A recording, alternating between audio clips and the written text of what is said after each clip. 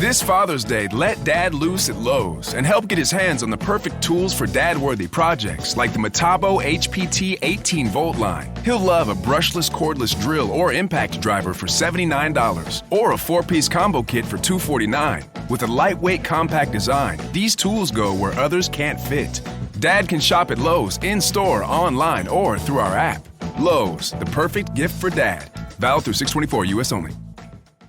Meyer brand snacks promise the great value you expect with a quality guarantee in every bite. And summertime snacking is our most favorite snacking season of all because Meyer brand makes it deliciously easy. From new lemonade flavors to classic ingredients for backyard s'mores to creamy ice cream varieties like new limited edition Purple Cow by Meyer Very Berry Americana with ribbons of real strawberry and blueberry swirls waving in creamy vanilla ice cream. Stop into Meyer and discover big taste and bigger savings on Meyer brand summertime snacks.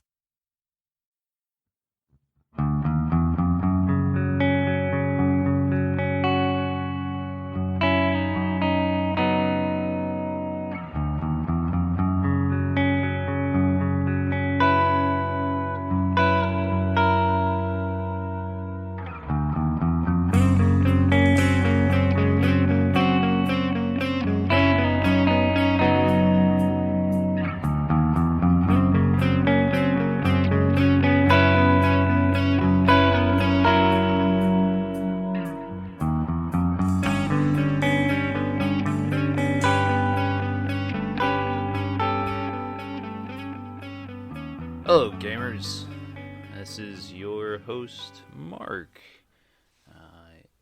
Little bit right out the gate, a little bit different setup to this episode.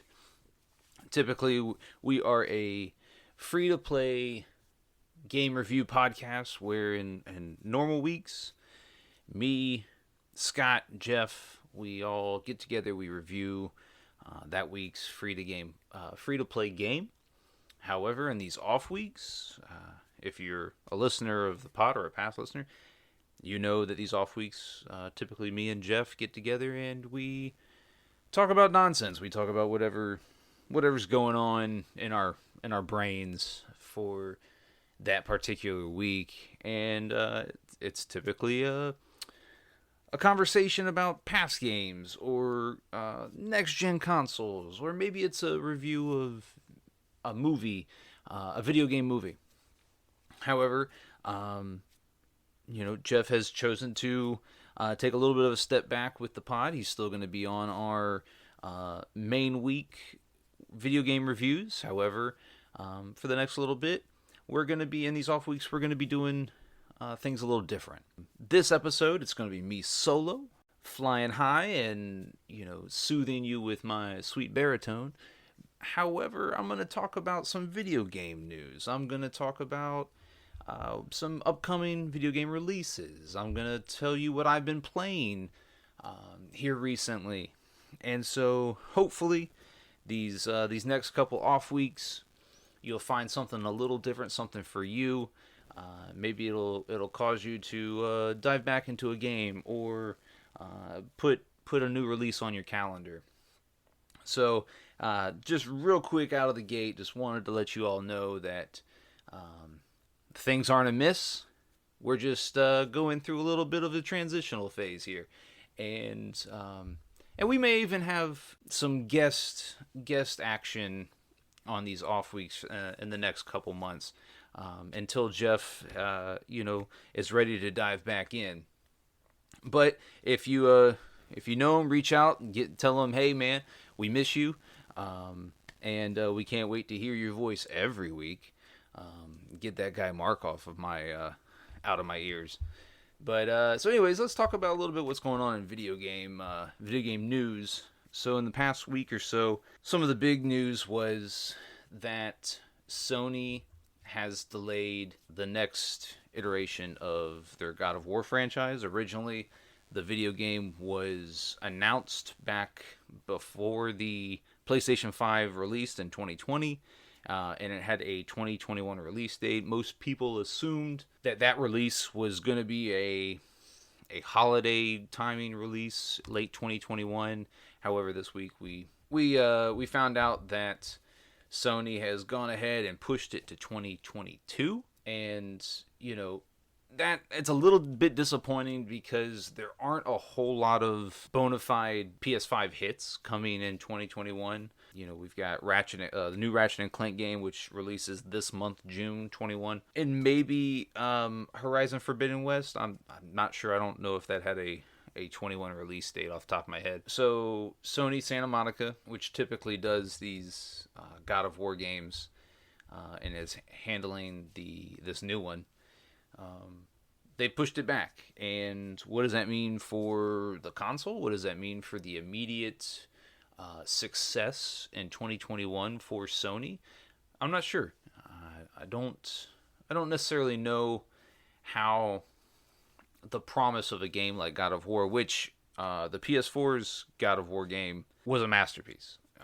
If you've listened to this pod, you've listened to some of our conversations, mine and Jeff's conversations about the PS4 and the best games of that generation, the Xbox Series X and the Xbox One and the PS4. You know that God of War was one of my favorite top 3 games for the generation cycle, and I'm very much looking forward to this. But it puts a pretty big hole in the video game calendar for this year as far as PS5 titles go, exclusive PS5 titles.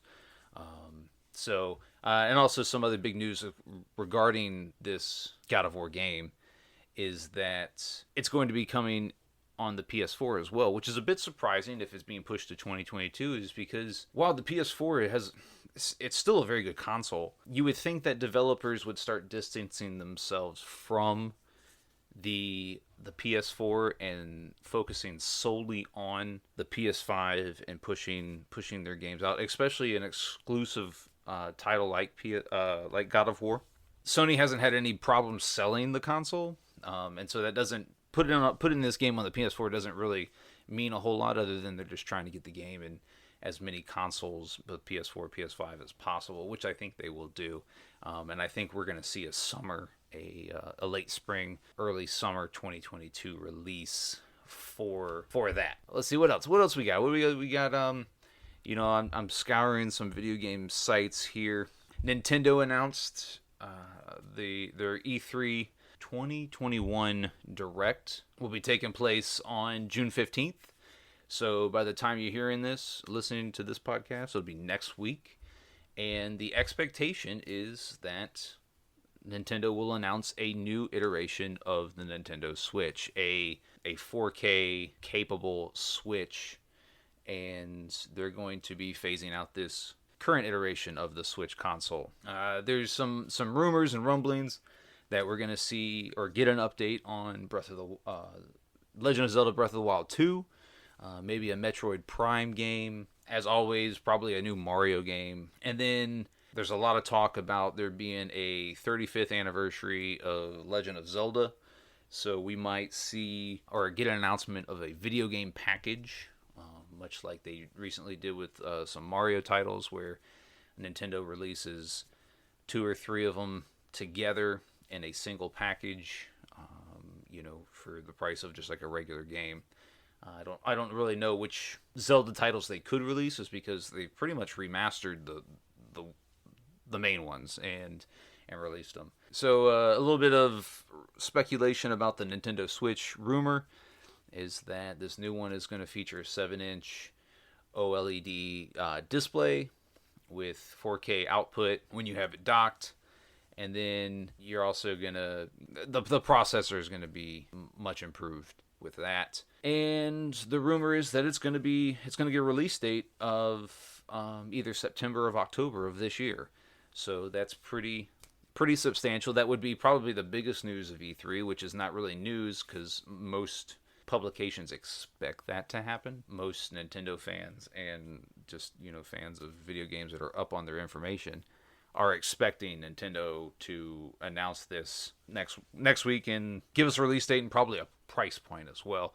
It'll probably be, right at $499, $500. But if it's a better Switch than the current iteration, where the current iteration is a very good console, having the capability of 4K and a bigger a bigger, brighter screen, a better processor. I think that's worth the price of admission. So I guess one of the bigger stories, bit of news from this past week is that the never-ending title No Man's Sky Prisms is getting another update. I'm sorry, I misspoke on that that title. It's No Man's Sky The Prisms. That's the update that is coming to No Man's Sky, and it'll bring reflections, some new texture effects, improved lighting, new skies, new warp effects, creatures, etc.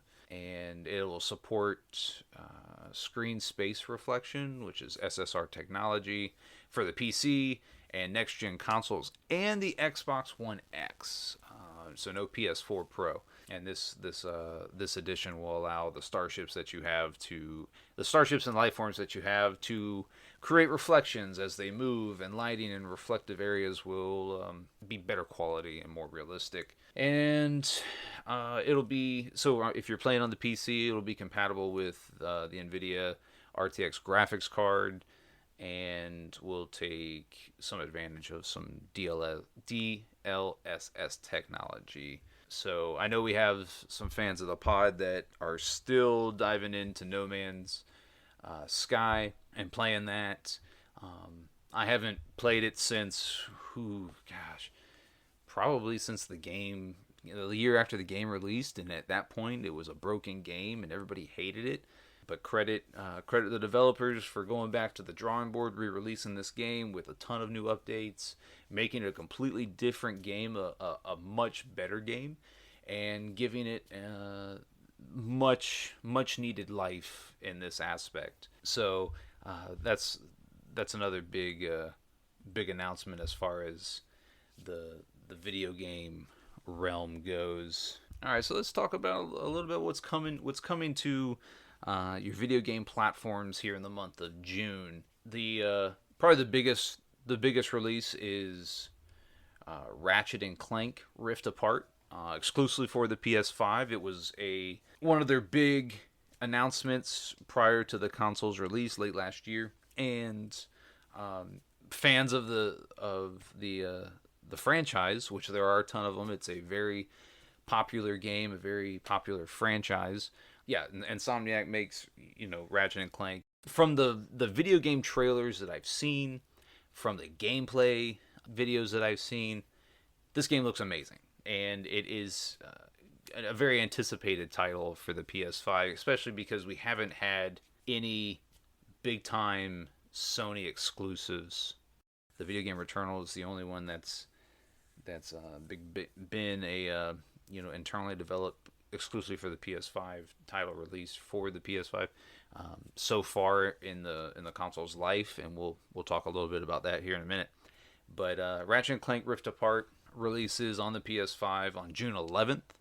By the time you're listening to this, the end of this week. So make sure you go out and grab that. What else we got? We got Elder Scrolls Online for the PS5 and the Xbox Series XS, releasing on June 8th. Elder Scrolls Online Gates of Oblivion, an update for Elder Scrolls Online for the PS4 and Xbox One, also releasing June 8th. We have Phantasy Star Online 2, New Genesis, which is coming out on the Xbox Series X and S, the Xbox One and the PC. That's an update for that game. Final Fantasy VII Remake, Intergrade on the PS5 releases on June 10th. So some well-known titles there releasing. You also have Tony Hawk's Pro Skater 1 and 2, which are already out on the PS4, PS5, Xbox One, and the Xbox Series XS.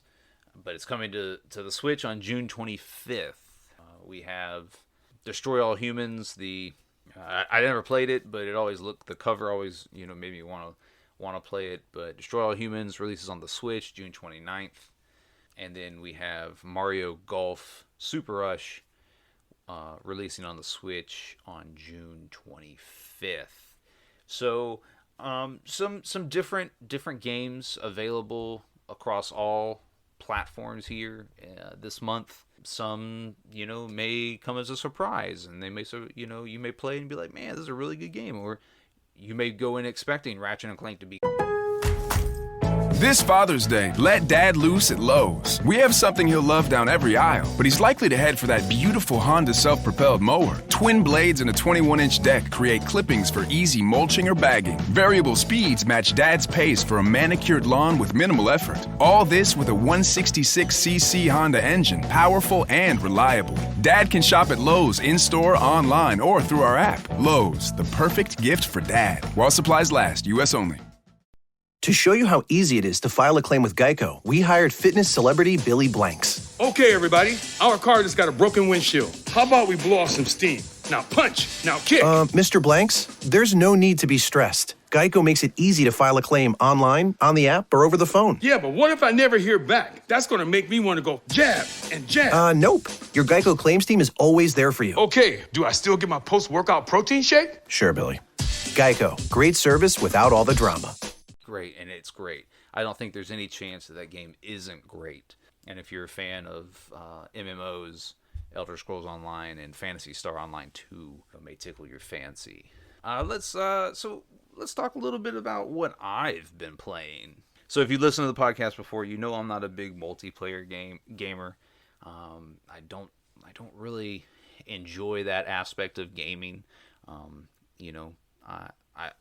done it.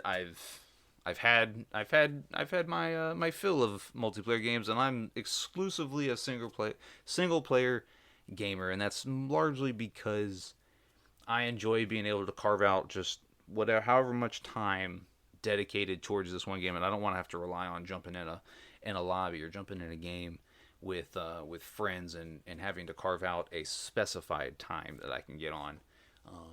So that's why I play single player. So I'm a GameFly subscriber. I get 2 games at a time, and one of the games that I've had for about a month now, a little under a month, is the PS5 exclusive Returnal. It's like I said, it's a PS5 exclusive. It's a third-person sci-fi shooter, and it's developed by Sony Interactive Entertainment. But the plot synopsis for this game is, after crash landing on this alien planet, your main character Celine, a female astronaut, must search through this world for an ancient civilization in order to escape the planet. And so as she's trekking across this planet, she begins to find other dead humans, dead astronauts, and then she quickly realizes that these dead astronauts are her. And so the game's story plays out in recordings that you pick up along the way. That's a tried and true method of playing a story out while not, instead of dedicating a lot of time to cutscenes and whatnot.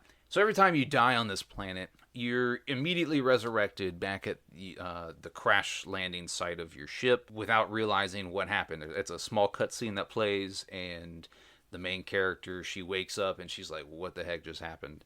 And so all of your loot and items, they're all reset, but the map layout and the amount of traversing you've done through the planet up until that point are still, you can still see that, you can still see the map area. And so the point of the game is that you start picking up clues along the way that you're like, oh, I died here once, let me go a different way. And the gameplay evolves around your decision-making process, dependent on how many runs you've made through that area. So the planet changes based on how many runs you've made. So if you've died like 5 times in the same run, the planet will start to evolve to your capabilities, I guess. And it's unique. It looks great. It's a pretty good shooter. It's got pretty good shooting mechanics. It's advertised as roguelike gameplay, which I guess is true. But to me, this is not my cup of tea. I don't enjoy being bashed over the head in gameplay and then being told that, hey, you're not going to be able to get past this part, so you got to find a different route. And so this is very, what's it called? Blood something, Blood Souls. I don't know. Oh, Demon Souls. I'm an idiot. It's much in the these very challenging titles where you have to just almost grind to get from point A to point B. But in this one, you're presented with a challenge of, hey, you don't necessarily have to fight your way, you just have to find a different way. And so, Returnal it's that Groundhog Day plot device where they tell the story over time and it's told in different ways, but then the pieces come together the more headway you make in a single run. And then as you discover like new ability upgrades and suit upgrades and different stuff like that, those stay with you. Those don't get reset every time you die. And so the game does become progressively easier depending on how many runs you've made because of the upgrades that you've encountered along the way on your previous runs. One of the big, I guess, knocks on this game that I've read is that there is no saving in these runs. There will be save points once you complete a run, but each run could take you an hour. And so the Sony has come out and said, hey, don't turn your console off. Just, put it to sleep. Use the quick resume function and complete these runs that way, is because there is no save mechanic, and that's a big drawback. People don't like being told that they got to dedicate hours at a time in order to progress a story without there being the ability to save. So that's what I've been playing. I've put about maybe 7 or 8 hours into it. I'd probably say I'm, about 45% of the way through. I haven't looked up how long the gameplay actually lasts because there's not a whole lot of deviation from the main storyline. So it's pretty straightforward. There's no, and there are side missions, I guess, but it's much, hey, you're trying to get information about this ancient alien civilization so you can get off the planet. So, but once I started to run into the fact that that Returnal probably wasn't my favorite game, I pivoted to PS Now, which is the PlayStation's game subscription service, and I downloaded the PS4 game Prey. And if you know anything about Prey, or the franchise Prey, it was a PS3 game. It was a pretty good PS3 game, developed by Bethesda. Actually, I don't quote me on that. I don't know if the PS3 title was developed by Bethesda, but this PS4 version, which is a complete reimagining of the Prey title, and Bethesda completely redid it and released it on the PS4 and the Xbox One and the PC. But it's a PS Now game, and so I downloaded it because I played the PS3 version. And I heard mixed reviews on the PS4, and I was like, oh, well, it's a first-person shooter with different gameplay mechanics, and so I decided let me dive into that. And it's it's a sci-fi game. It's it takes place in space on this huge space station, and you play as this guy Morgan Yu. He is a kind of a CEO scientist type guy that's over this company, but this alien, he's been not brainwashed, but he's had his memory wiped, and he doesn't have any recollection of how he got on this space station. And there's an alien kind of symbiotic species running around that is the main alien of the game, and ends up being the main antagonist. But the game, to me, doesn't really know. It's not good enough. It's a Bethesda game, but it's not a good Bethesda game. There are different gameplay aspects that I really enjoyed. The game focuses on your character being spliced up with these alien symbiotic counterparts and receiving special powers from that. So think kind of maybe Dishonored or BioShock mechanic. But the game doesn't really give you anything to do with those powers. It's a first-person shooter, so the game does give you your typical pistol, shotgun, rifle weapons. But the main gun is this, like, it's called the glue gun, and you shoot this material at these aliens, and that's meant to slow them down and give you time to switch your weapons, which your main melee weapon is a wrench, and defeat the aliens that way. It's challenging. The game is challenging. It doesn't really give you any type of leeway. And if you've played the game, you know that I think there's 6 different settings, gameplay settings, ranging from easy all the way to really hard. And so I would say I'm probably about halfway through. And at this point, I'm more invested in the story than I am the gameplay. The game isn't necessarily fun, but the story is engaging. And so I feel like I need to complete the game because I want to see how this story ends. I played the PS3 version, but I don't remember how that ended. And this one is supposedly the story is pretty vast. There's a pretty vast difference between the PS3 and the PS4 version. And so I'm inclined to finish the game. But so that, those are the 2 games that I've been playing. I got Hitman 3 on deck, waiting for me to drop one of these games. I'm not a big jump from game to game to game while not finishing them. It's actually out of my wheelhouse to jump from one game to the next without completing that first game, like I did Returnal to Prey.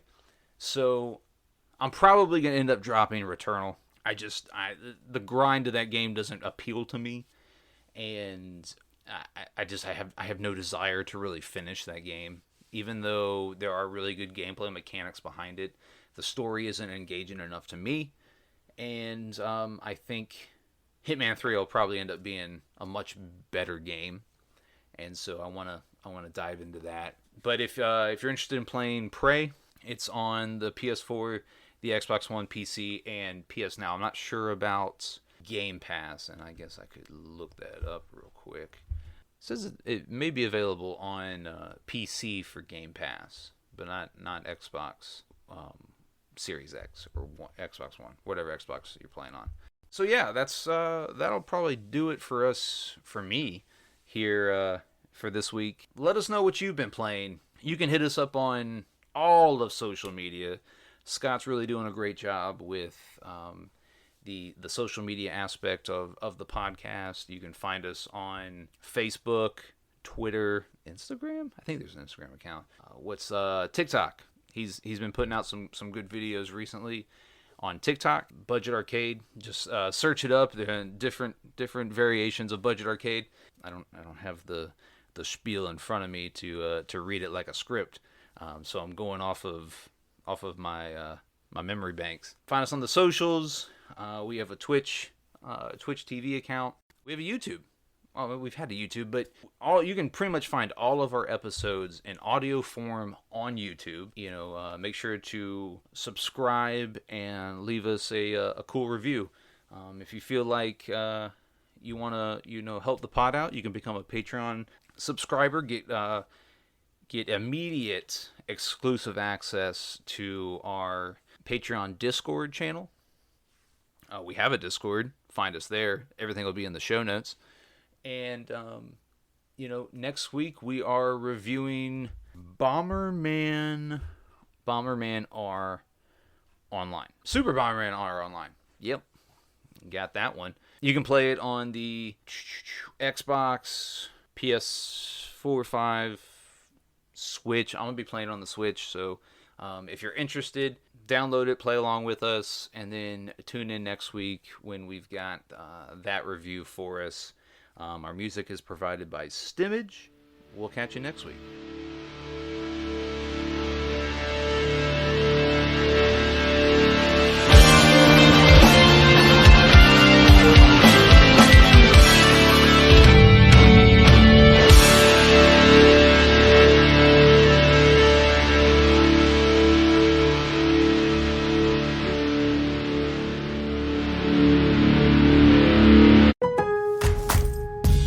Lowe's knows you work hard to take on the toughest jobs, so why not treat yourself with savings on the top pro tools that work as hard as you do? Head into Lowe's today for pro summer savings and get up to 30% off select tools and accessories. Lowe's is the home for great values on the most trusted brands like DeWalt, Bosch, and Metabo HPT. Shop in-store or on Lowes.com. Lowe's, the new home for pros. While supplies last, valid through 7/7, U.S. only.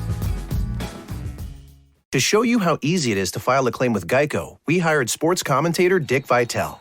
Tonight's matchup is me versus an ugly fender bender. If I can eke out a win, it would be a miracle, baby. Mr. Vitale, it wouldn't be a miracle because Geico gives you a team of experts to help manage your claim. It's going to be a nail-biter. Nope. The Geico team is there for you 24/7. Now that's a dipsy-do dunkaroo of a claims team. Geico is awesome, baby, with a capital A. Geico. Great service without all the drama.